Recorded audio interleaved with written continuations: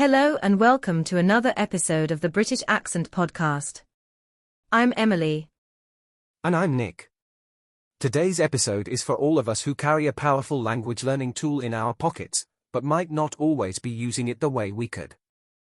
That's right, we're talking about your phone.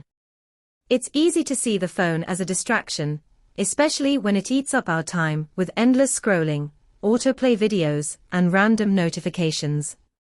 But what if, instead of letting it drain your focus, you trained your phone to support your English? We know, it might sound strange to think of your mobile as your English tutor, especially if you often associate it with procrastination. But your phone can become a quiet, personal classroom, if you learn how to take control of it. Start small. Change your phone's language settings to English. It may seem like a tiny change, but it creates an environment where you start seeing English every time you check your apps, send a message, or set an alarm. Then think about your app choices. Are you using apps that feed your curiosity? There are so many podcast players, language tools, audiobook libraries, and even note-taking apps where you can write little English reflections each day. Instead of just social media, fill your home screen with things that pull you toward English.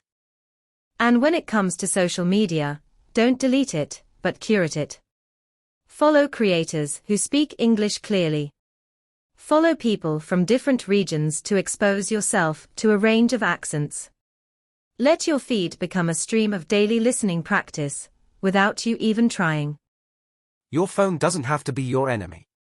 It can be a quiet companion on your learning journey. You just need to teach it to work with you. And when that happens, suddenly learning isn't limited to a study session, it's part of every moment, every notification, every idle minute waiting for the kettle to boil. So stay with us, because in this episode we're going to explore practical tips, subtle tricks, and mindset shifts that help you turn your everyday phone usage into language growth. Because fluency isn't just built in a classroom, it's built in your pocket, one small choice at a time. Let's start with the most overlooked but powerful feature on your phone, your Notes app. It's often sitting there, unused, but it can become your personal English journal. Use it to jot down interesting phrases you hear, short vocabulary lists, or even quick summaries of your day in English. No pressure for perfect grammar, just little, honest reflections. This keeps your mind thinking in English in a low-stress, consistent way. Exactly. And while we're talking about writing, you can even use your texting apps for silent practice. Open a chat with yourself, most messaging apps allow this, and pretend you're having a conversation with someone in English. Ask yourself questions. Reply with full answers. It might sound a bit silly at first, but it's fantastic for training your brain to respond in English naturally, without translating. And don't underestimate the power of widgets and wallpapers. Change your lock screen to display a word of the day, or a motivational phrase in English. Use a widget that shows an English quote every morning. It may seem small, but those daily doses of English start shaping your thinking over time. You're not just reading English, you're absorbing it, unconsciously, effortlessly. Another brilliant tool is voice search. If you're too tired to write or type, just speak into your phone. Ask it something in English. Practice forming questions aloud. It's not about being perfect. It's about building confidence in using your voice, even when no one else is listening. And let's not forget, you can build routines around the apps you already love. Watch your favorite YouTube videos, but turn on English subtitles, or challenge yourself to watch them without. Follow Instagram creators who caption their reels in English. Save posts with new expressions and review them later, like flashcards. If you commute or cook with your phone nearby, use that time to your advantage. Play an English podcast. Let a YouTube playlist run while you fold laundry. You don't have to sit at a desk to learn. Your life is your classroom, and your phone is the assistant. When you stop thinking of English as a task and start treating it like a part of your lifestyle, everything changes. And your phone, this everyday object we all rely on, becomes not a distraction, but a doorway. It's not about adding more hours to your day. It's about noticing the minutes you already have, and gently turning them into moments of growth. Silent practice, visual exposure, passive listening, your phone can do all of this for you, without fanfare. So wherever you are, on the train, waiting in line, lying in bed at night, just know, with the right mindset, you're not wasting time. You're learning. You're growing. And your English is moving forward, quietly, steadily, phone in hand. And here's another idea. Use your phone's camera and gallery creatively.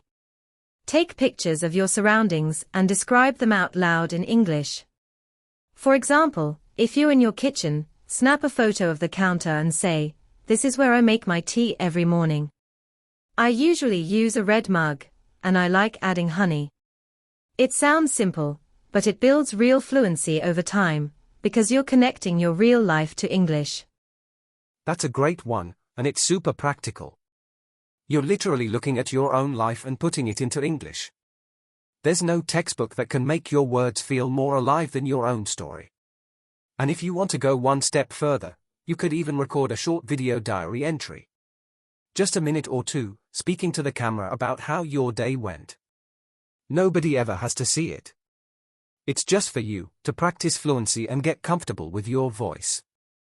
Also, voice memos, they are underrated. Maybe you're too tired to type, or your hands are full. Just hit record and speak for a bit. Talk about your plans, how you're feeling, something you learned, or something you found funny. Listening back later helps you spot pronunciation, or grammar habits you might want to improve, and it also shows you how much progress you're making. And even games on your phone can help, if you're intentional. There are vocabulary building apps that turn learning into a challenge. Or you can switch your phone's language to English, yes, the whole system. It might feel strange at first, but it's one of the easiest ways to get consistent reading and reinforce common terms, like settings, notifications, battery, calendar, all useful vocabulary. Another secret. Use alarms and reminders as language tools. Set a reminder at 9 a.m. that says, "You're doing great, keep learning," or today's word, optimistic. It becomes a small, daily moment that gently shifts your brain into English mode. It's like a whisper that says, "You've got this," even when the day feels too full. That's the beauty of it.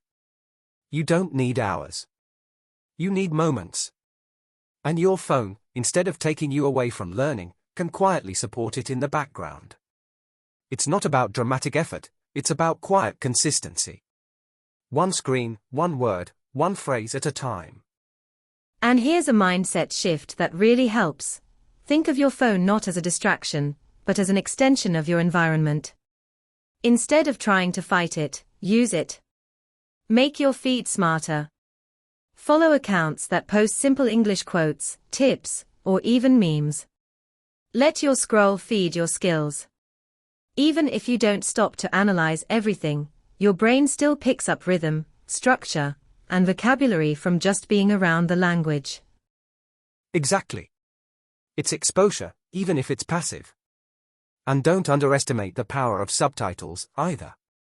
Whether you're watching a reel or a YouTube short, read the English captions as they speak. Try to repeat a few lines out loud or even mute the video and guess what's being said. These small exercises may seem casual, but they are powerful. They train your ears and your mouth at the same time. And if you want to make it even more engaging, turn your content time into a mini language mission.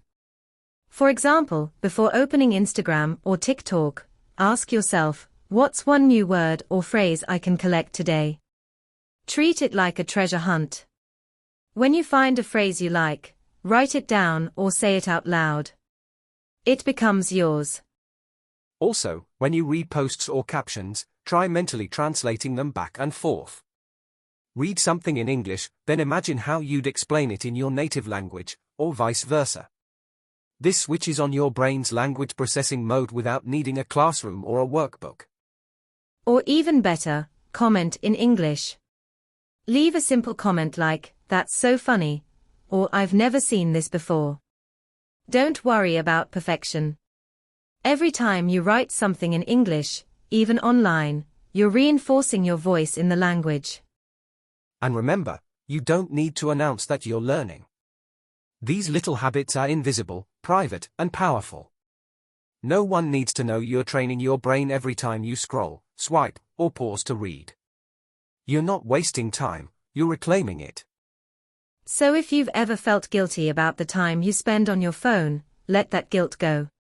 It's not about cutting yourself off from the digital world, it's about transforming that world into your classroom. You don't need more hours in the day. You just need to see the time you already have with new eyes. Right. Whether you're on a break at work, waiting for the bus, or winding down before bed, your phone can be a bridge, not a barrier. With just a few smart tweaks, it becomes a tool for connection, not just consumption. You're doing better than you think, and every small effort counts. English isn't just something you study, it's something you live, in every tap, every scroll, every quiet moment when you choose to show up. Keep going.